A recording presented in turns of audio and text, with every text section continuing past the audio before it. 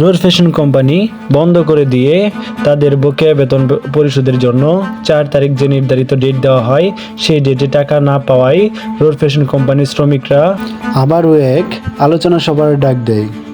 4 তারিখ তাদের টাকা না দেওয়ায় কঠোর হুঙ্কার দিয়ে বলেন 4 তারিখ এবং 11 তারিখ যে ডেট দেওয়া হয়েছে এই ডেটের মধ্যে যদি তারা টাকা না পায় তাহলে আবারও রাস্তায় চলে যাবে রোড ফ্যাশন কোম্পানির শ্রমিকরা। প্রয়োজনে আবারও বিজিএমইএ ঘেরাও করবে রোড ফ্যাশন কোম্পানির শ্রমিকরা। উক্ত জনসভায় উপস্থিত ছিলেন ময়মনসিংহ কলকারখানা অধিদপ্তরের আমলারা।